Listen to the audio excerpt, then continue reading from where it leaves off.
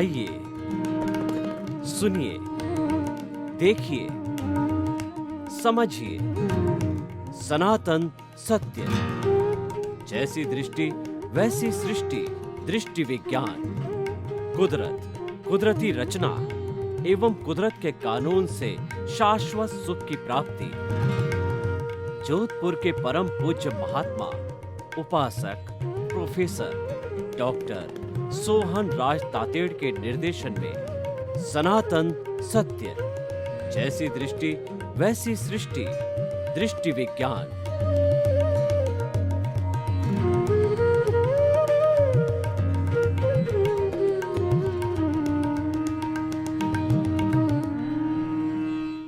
भाई और बहनों, मातृशक्ति को नमन। आज का विषय है हरि अनंत, हरि कथा अनंत। बहुत ही सुंदर विषय है। हरि, हरि का अर्थ होता है भगवान, और हमारे सनातन सत्य में भगवान भीतर विराजमान मूल स्वरूप में शुद्ध आत्मा भगवान को हरि कहा गया है, भगवान कहा गया है। और वो भगवान हर जिंदे प्राणी में है। हर जो प्राणी जिंदा है उसमें हर एक में हरि है। और वो हरि कैसा है? चाहे एकेंद्रीय जीव हो, द्वेंद्रीय हो, त्रिएंद्रीय हो, चतुरेंद्रीय हो, पंचेंद्रीय हो, गाय, भैंस, घोड़ा, ऊंट, बैल, चींटी, वायरस, पेड़, पौधा, राम, कृष्ण, मैं, आप, महावीर, 24 तीर्थंकर, सब में वो हरि मूल स्वरूप में एक सा अभेद भाव से विराजमान है। कोई अंतर न था, न है और न रहेगा। जो हमको ये डिफरेंस दिखाई देता है उसका मूल कारण यह है कि हर प्राणी के अपने अपने कर्म अलग होते हैं। इसीलिए हर एक का हिसाब मन वचन काया का अपना अलग अलग चुकाना होता है। इसीलिए विविधता दिखाई देती है। तो ऐसा हमारा हरि है।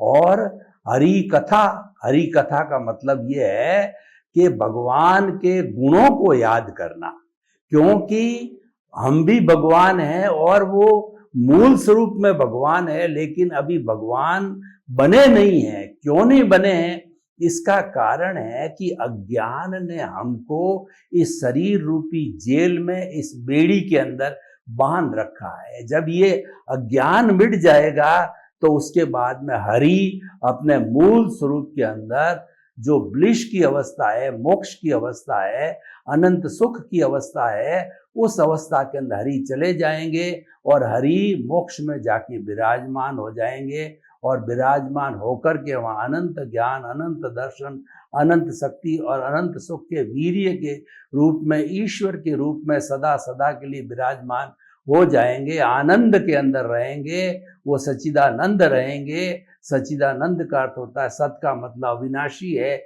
चित्त का मतलब ज्ञान दर्शन वाला, और आनंद जिसका लक्षण है, उस आनंद के अंदर वो अभिभूत हो जाएंगे। फिर ये 84 लाख जीवा योनि का जो आवागमन है, उस आवागमन के अंदर वो कभी भी नहीं आएंगे।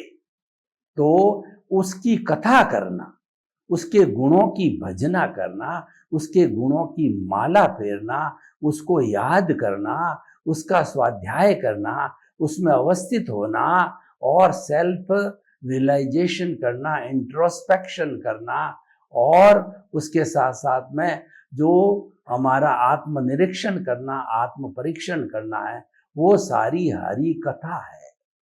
और ये कथा हरि अनंत, हरि कथा अनंत।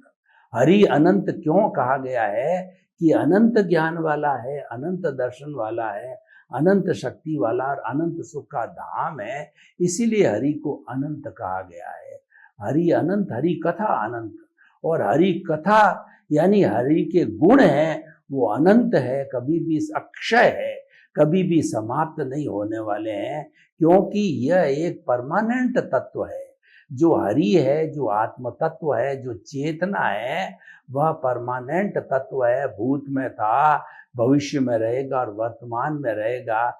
तो उस हरि की जो है हमें कथा करनी है। हमने बहुत से कथाकारों को सुना होगा जो कि भागवत की कथा करते हैं, रामायण की कथा करते हैं, महाभारत की कथा करते हैं, पुराणों की कथा करते हैं, उपनिषदों की कथा करते हैं, वो सारी कथा हरि कथा कहलाती है। लेकिन हमारा सनातन सत्य में हरि हमने भीतर विराजमान जिंदा भगवान, मूल स्वरूप वाले भगवान को हरि कहा है। तो अब जो है उस हरि की अनंत कथा को हम प्रारंभ करते हैं कि हमारे हरि का स्वरूप कैसा है। देखिए कि हमारा जो आत्मा है वह अजर है, वह अमर है, वह अविनाशी है। उसका कोई वर्ण नहीं, गंध नहीं, रस नहीं, स्पर्श नहीं, वह अमूर्त है।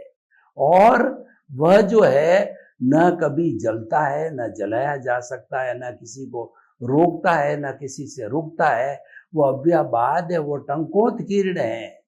तो उसके गुणों को हम भजना करते रहें तो वो सारा हरि की कथा है। और हरि की कथा का अर्थ होता है कि आप हरि के साथ के अंदर जो है मिक्सअप हो जाओ, यानी ज्ञाता दृष्टा बन जाओ। जैसे कि वेदांत में कहा जाता है कि जीव का मोक्ष तब होता है जब वो ब्रह्म में लीन हो जाता है। तो उसी तरीके से हमारा जो हरि है उसको जो जो हमारा कर्म रज उसके साथ में जुड़ा हुआ है उससे आजाद करा करके और हम उसको मुक्त कर सकते हैं। हम उसको अपने मूल स्वरूप के अंदर ला सकते हैं।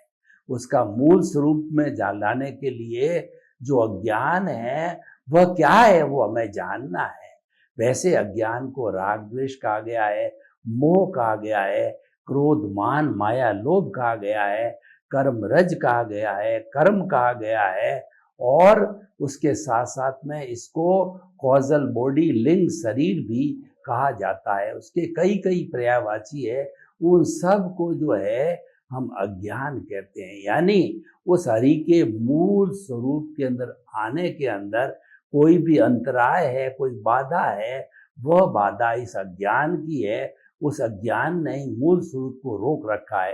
कैसे रोक रखा है कि जैसे देखिए कि हमारे आकाश के अंदर बादल आते हैं तो सूर्य का प्रकाश तो हो रहा है, दिन है, लेकिन वो बादल ऐसे आच्छादित हो जाते हैं। बरसात के दिनों में आपने देखा होगा कि वो बादल ऐसे आच्छादित हो जाते हैं कि सूर्य दिखाई नहीं देता और हमको लगता है कि रात हो गई है, ऐसे आच्छादित कर देते हैं। तो उसी तरीके से उस अज्ञान ने, उस कर्म रज ने जो है हमारे हरि के ऊपर जो है पर्दा डाल दिया है। और वो अज्ञान है, मूल स्वरूप में कर्म रज है, वो पौद्गलिक है और बकायदा उसके एक एक परमाणु का हिसाब है, उसके बंधने का हिसाब है, उसके खुलने का हिसाब है। कर्म सिद्धांत प्योर मैथमेटिक्स है। हमारे न्याय के अंदर गलती हो सकती है। हमारी जो न्याय प्रणाली है वो न्याय करने में कोई भी गलती कर सकती है, लेकिन जो कर्म का सिद्धांत है कोई गलती नहीं कर सकता है, क्योंकि वह कुदरत का कानून है। और वो कुदरत का कानून क्या है कि as you will sow so will you reap, जैसी करनी वैसी भरनी। तो इसीलिए क्या है कि अच्छा करोगे तो अच्छा मिलेगा, बुरा करोगे तो बुरा मिलेगा। इसीलिए व्यक्ति को, हमें जो इस अज्ञान को दूर करने के लिए शुभ और शुद्ध प्रवृत्ति करनी चाहिए। तो शुभ प्रवृत्ति मन वचन काया की क्या होती है कि जितना जितना हम अच्छाई का कार्य करते हैं, जितना जितना हम धार्मिक क्रिया करते हैं, वो सारी शुभ क्रिया है। और उस शुभ क्रिया के साथ में पुण्य का बंध होता है। वह पुण्य का बंध है, हमें घुमाता है, वो मनुष्य गति में या देव गति में घुमाता रहता है। लेकिन हमको तो हरि की कथा करते करते हरि को जल्दी प्राप्त करना है, हरि के साथ में एक मेक होना है, जीव को ब्रह्म के अंदर लीन करना है। तो हमें क्या है कि जल्दी से जल्दी जो है वो हरि के दर्शन करने हैं। हरि के दर्शन करने के लिए हमें भीतर अपनी भावना को डालना होता है कैसे भावना डालनी होती है वो मैं आपको एक प्रयोग करके बताता हूँ। आप आंखें कोमलता से बंद कर दीजिए, रीढ़ की हड्डी एंटीना की तरह सीधी और दोनों हाथ की मुद्राएं ध्यान मुद्रा में रखिए।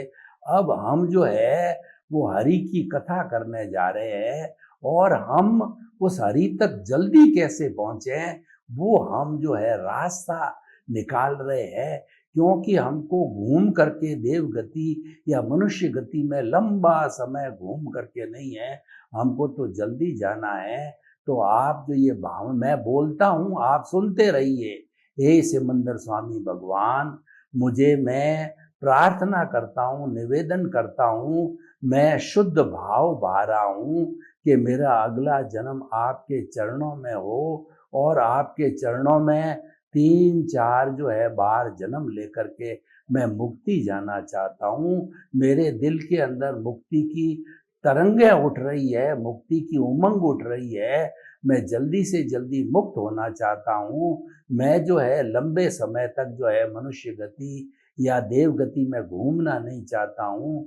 मुझे तो शीघ्र आपके चरणों के अंदर बुलाओ। और हे दादा भगवान, आप रोज उड़न खटोला लेकर के जो भवी जीव है आप भी दर्शन करते हो और भवी जीवों को सिमंदर स्वामी के दर्शन कराते हो और कहीं बहुत ज़्यादा जो है ज्ञानवान होते हैं उनको चरणों में समर्पित भी करते हो। मेरा भी नंबर लगाओ, मुझे जल्दी से जल्दी सिमंदर स्वामी के चरणों में दर्शन कराओ।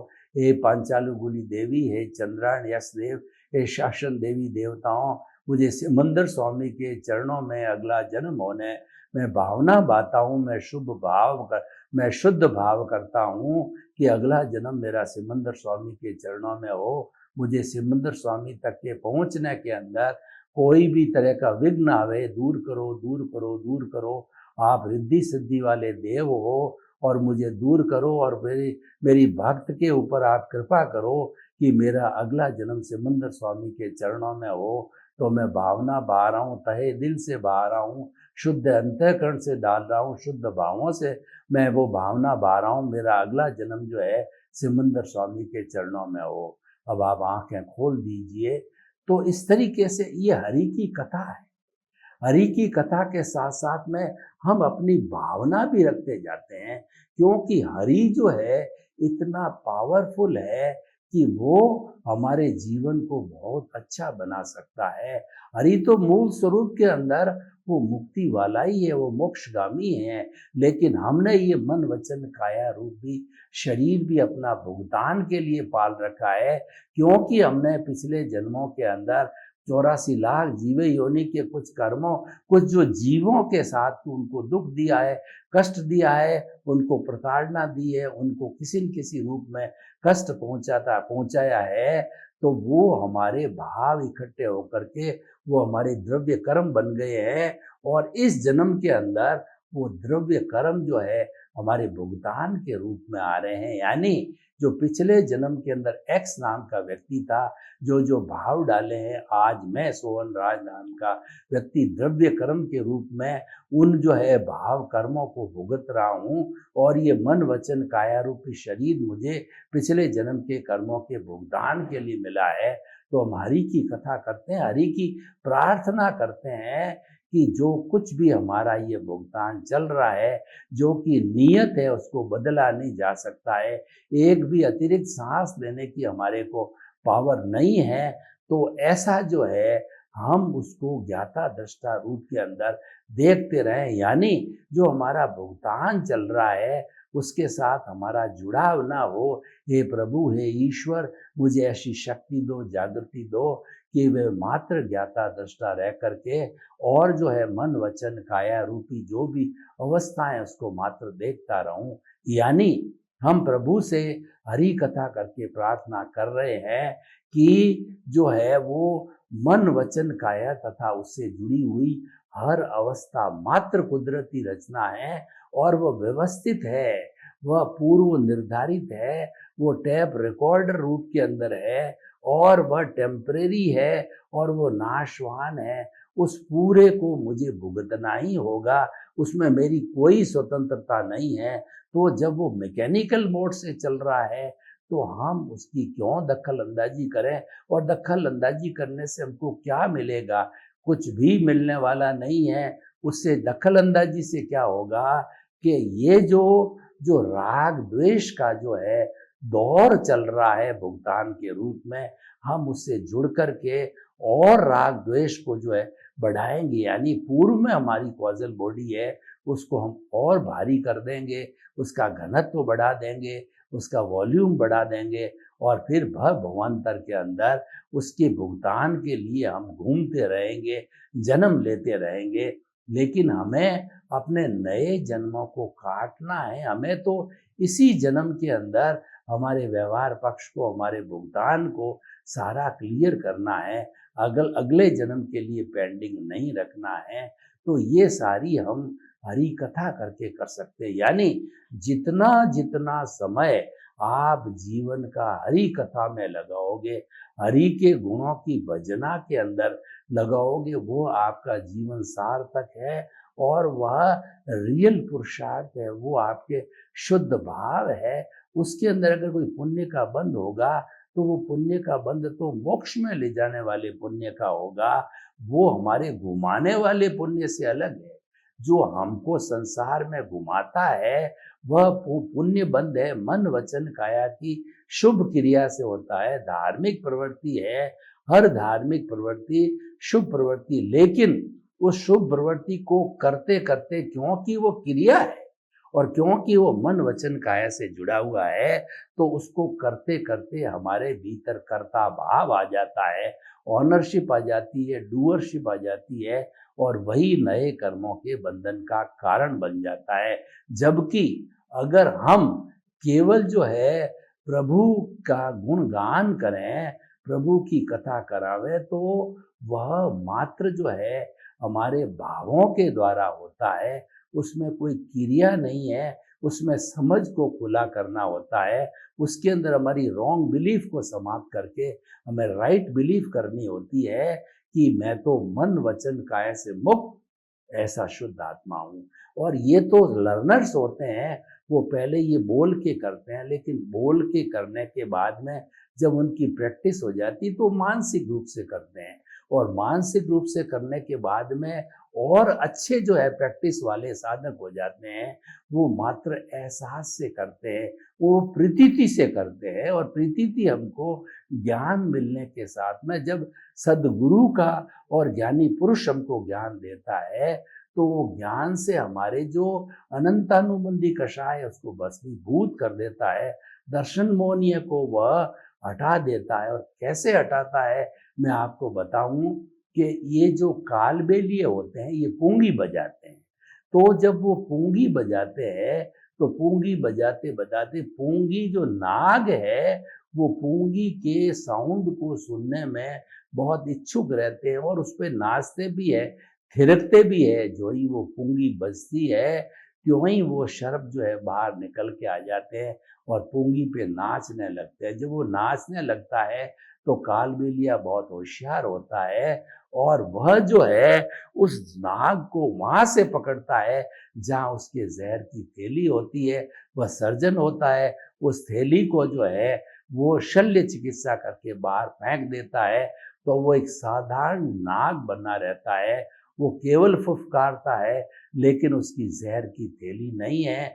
तो वह कालबेलिया अपने हाथ पे उसको डसाता है और एक पिटारे में बंद रखता है, और लोगों से अपनी जो है आमदनी कमाता है दिखा दिखा करके, और लोग जो है वो इस कौतूहल को देखते हैं। परंतु क्योंकि विषहीन सर्प है वो, ठीक उसी तरह से हमारा ज्ञानी पुरुष हमारे पुण्योदय से, और कहना चाहिए उसके पुण्य प्रबल से, उसके जो है पुण्य बहुत प्रबल होते हैं, उसके पुण्य प्रबल से वो हमें घंटा 2 घंटा का ज्ञान दे करके उसकी जहर की थैली को कालबेलिए की तरह से जो है हमारे अनंतानुबंधी कषाय की थैली को बाहर फेंक देता है। यानी हमारे नए कर्मों का आवागमन, नए कर्मों के बंधन को वो रोक देता, वो संवर पैदा कर देते हैं। मैं ये नहीं कहता हूँ कि एकदम पूरे रूप से जो कर्मों का बंधन रुक जाता है, क्योंकि जो इसकी जो दर्शनी मोहनीय की जो प्रवृत्ति होती है। अनंतानुबंधी के बाद में 3 तरह की प्रवृत्ति और होती है, अप्रत्याख्यानी, प्रत्याख्यानी और स्वंजलन। लेकिन वो तीनों इतनी डाइल्यूट होती है। वो कैसी होती है, उदाहरण भी दिया गया है कि अनंतानुबंधी तो पत्थर पर जो है लकीर थी बनाने के समान है, और दूसरी जो अप्रत्याख्यानी होती है, कोमल लकड़ी के अंदर जो है वह एक लकीर बनाने के समान है, आसानी से बन जाती है। और जो प्रत्याख्यानी होती है वो बालू रेत के ऊपर रेत खींचने के समान होती, खींची और इधर वो जो है एक में एक हो गई, यानी वह जो है छुप गई। और जो चौथा संजुलन होता है वह पानी के अंदर जो लकीर खींचने के समान होता है, यानी बाकी के 3 होते हैं बहुत बहुत डाइल्यूट होते हैं, वो एक तरीके के डिस्चार्ज के समान होते हैं। उससे नए कर्मों का बंधन होता भी है तो तुरंत डिस्चार्ज होता, वो इरियापथिक टाइप हो जाता है। संजलन का जो होता है उसमें इरियापथिक होता है कि एक समय में कर्म बंधा, ये जो है बड़े साधनों के जो कि क्षपक श्रेणी लेते हैं उनकी इरियापथिक होती है। एक जो है समय में बंधा, दूसरे समय में भोग लिया गया और तीसरे समय के अंदर वो समाप्त हो गया। तो ये सारा जो है कार्य है हमारा गुरु जो है, हमारा जो है ज्ञानी पुरुष करता है, और हमको ज्ञान दे करके हमको वो जीवात्मा से अंतरात्मा के पद पर लाके बिठा देता है। अब हम और ज्यादा प्रयास करते हैं। क्या प्रयास करते हैं? हरि कथा करते हैं, हरि की अनंत कथा को करने लग जाते हैं। तो हरि की अनंत कथा को करते करते जो है, यानी हमारा प्रीति के साथ में जब जागृति जो एक्सट्रीम पर पहुंच जाती है, तो उसके साथ साथ में जो हमको ज्ञान के अंदर अनुभव का जो है पैकेट या गिफ्ट मिली थी, वो 2% से बढ़ते बढ़ते धीरे धीरे, और हमारी जागृति जो है प्रीति थी 100% है, जागृति जो हमको 15% दी गई थी ज्ञान के समय में, वो हमारे पुरुषार्थ के द्वारा, रियल पुरुषार्थ के द्वारा वो जागृति बढ़ते बढ़ते वो रियल पुरुषार्थ है। हरि की कथा करना, हरि से जुड़ा रहना, हरि की बात करना और हरि के ही सपने देखना और भक्ति मार्ग करना। भक्ति मार्ग के अंदर भक्त है वो भगवान को समर्पित हो जाता है। तो हम अपने भीतर विराजमान शुद्ध आत्मा भगवान के चरणों में समर्पित हो जाते हैं कि मेरी एक एक सांस आपकी है, एक एक सांस के साथ में मैं मन वचन काया से मुक्त ऐसा शुद्ध आत्मा हूँ, और मन वचन काया तथा उससे जुड़ी हुई हर अवस्था मात्र कुदरती रचना है और वह व्यवस्थित है। हम इस तरीके का जो है हमारा व्यवहार जगत का और निश्चय जगत का जो है हम चिंतन करते रहते हैं। ये सारी हरि कथा के अंदर आती है। तो हम ये जब करने लग जाते हैं तो उसके साथ साथ में हम ज्ञाता दृष्टा पद को भी प्राप्त कर लेते हैं। और वो ज्ञाता दृष्टा पद है वो क्या करता है कि हमको जो भुगतान चल रहा है उससे अलग रखता है, उसको साथ में जुड़ने नहीं देता है, वह उदासीन हो जाता है। और वह हर क्षण हमको याद दिला देता है कि ये तो जो 440 वोल्ट का करंट चल रहा है उसमें हाथ डालोगे तो तुम पूरे रूप से जल जाओगे। यानी इसको देखते रहो, इसको छूना नहीं है, भुगतान को इसके साथ जुड़ना नहीं है। जब हम जुड़ते नहीं हैं तो वो भुगतान धीरे धीरे भुगत लिया जाता है, यानी डिस्चार्ज होता रहता है। और हम जुड़े नहीं हैं तो नया चार्ज नहीं होता है। नया चार्ज नहीं होने से नई कॉजल बॉडी नहीं बनती है और नया कर्म शरीर नहीं बनता है और नया भुगतान के लिए हमको भटकना नहीं होता है। तो हम आपको ये कहना चाहते हैं कि हरि की कथा बहुत अनंत है, आप उसके नाम की माला फेरते रहो। और मेन बात यह है कि 24 आवर्स आपको एहसास होना चाहिए कि मन वचन काया से मुक्त ऐसा मैं शुद्ध आत्मा हूँ। जब एहसास ये पक्का हो जाता है 360 डिग्री तक ये हमारी जागृति पहुँच जाती है, तो 360 डिग्री जागृति पहुँचने के बाद में केवल दर्शन हो जाता है। और केवल दर्शन के बाद के अंदर ऐसा जीव केवल ज्ञानी बन जाता है। और केवल ज्ञानी बनने पर ये जो हमारा शरीर है औदारिक है, उस औदारिक शरीर के अंदर वह जो एक परमात्मा स्वरूप में, वो आत्मा स्वरूप में जो है विराजमान हो जाता भगवान रूप के अंदर और धीरे धीरे अपना आयुष्य पूर्ण करके वो मुक्ति को जाता रहता है। तो ये सारा हरि कथा करने का है, हमारा एक प्रोसीजर है।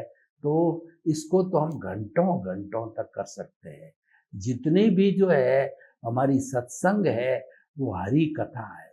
सत्संग के अंदर प्रभु को केंद्र में रख करके कोई बात की जाती है और हमें कोई दृष्टांत, कोई उदाहरण, कोई कहानी कही जाती है, तो केंद्र के अंदर हमारी आत्मा रहती है, केंद्र में हरि रहता है और परिधि पे ऊपर हमारी मन वचन काया रूपी जो है ये हमारा शरीर का पुतला रहता है।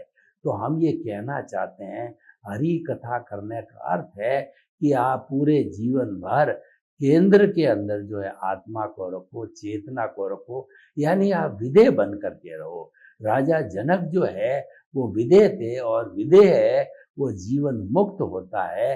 कि राजा जनक जो इतने बड़े मिथिला के राजा थे, इतनी बड़ी उनकी किंगडम थी, वो चक्रवर्ती थे और उनको सब तरह के प्रशासन के और सब तरह के जो है कार्य करने होते थे, लेकिन कार्य करते करते करते भी वो सोचते थे कि जो है मैं तो विदेह हूँ, मैं तो राजा जनक नहीं हूँ, ये तो मात्र इस एक निमित्त रूप के अंदर राजा है जो निमित्त रूप में किसी को पनिशमेंट दे रहा है, अवार्ड दे रहा है और ये प्रशासन कर रहा है।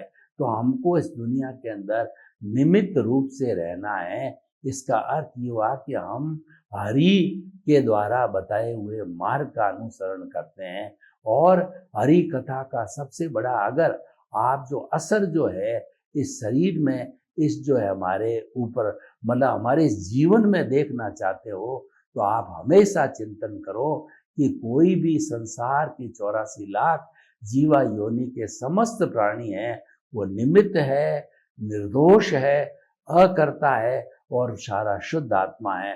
किसी के अंदर हमको दोष नहीं देखने हैं, क्योंकि ये दोष देखने का अर्थ ये हुआ कि हम देहाध्यास से जुड़ गए, हम कर्म शरीर से जुड़ गए, हम उस भुगतान से जुड़ गए जो कि हमारा चल रहा है और ये जुड़ाव है हमको फिर भटकाता रहेगा। उस जुड़ाव से अगर हमारे कर्मों का फोर्स ज़्यादा आ जाता है और हम जुड़ने भी लग जाते हैं, तो ज्ञान को अप्लाई करो और ज्ञान को अप्लाई करके आप उससे मुक्त हो, क्योंकि आप जो है वह उससे बिल्कुल मुक्त हो, वो आप हो ही नहीं। आपका स्वरूप तो दूसरा ही है, आपका स्वरूप तो शुद्ध आत्मा का है। जब इस तरीके से जो है हम करेक्शन देने लग जाते हैं, रेक्टिफिकेशन करने लग जाते हैं, तो हम हरि की कथा को करने में बहुत जो है सपोर्टिव हो जाते हैं, हम डिवोटेड और जो है डिवोटेड हो जाते हैं, डेडिकेटेड हो जाते हैं। तो इसीलिए हमें जो आज का विषय है वो निष्कर्ष की भाषा में मैं बात करूं तो मैं ना कहना चाहूँगा कि हम जीवन के सारे जितने भी कार्य करते हैं जीवन भर, वो आप करते रहिए। आपको कोई रोक टोक नहीं है, वो आपको करना पड़ेगा, क्योंकि ये आप पीछे से जो है सृजन करके लाए हो। ये भुगतान तो आपको भुगतना ही पड़ेगा, लेकिन भुगतान भुगतते भुगतते आपको ये चिंतन करना है कि मैं तो इसके भुगतान का मात्र निमित्त हूँ, मैं इसका कर्ता नहीं हूँ। मैं तो जो है मन वचन काया से मुक्त जो है ऐसा मैं शुद्ध आत्मा हूँ और कर्ता भाव, ऑनरशिप और डूअरशिप के साथ ही जो है कर्मों का, नए कर्मों का चार्ज होता है। अगर हम जो कर्ता अपने आप को नहीं मानते, निमित्त मानते हैं, तो नए कर्मों का कोई अर्जन नहीं होगा। यानी हम शुद्ध रूप के अंदर वो हमारी भावना कर रहे हैं और वो शुद्ध रूप की जो भावना होती है वह हमारे जो है वो शुद्ध अवस्था को पहुंचती है और उससे क्या होता है कि नए कॉजेज जो है बिल्कुल नहीं पड़ते हैं। तो हमें हरि की कथा को करने में ये ध्यान रखना है, नए कॉजेज नहीं डालने हैं और पुराना भुगतान है जो चल रहा है उसके साथ में नहीं जुड़ना है। सर्वे भवन्तु सुखिनः, सर्वे सन्तु निरामया। लोक के सब जीवों को सुख मिले, शांति मिले, आनंद मिले। आप सभी के प्रति मंगल भावना शुभ।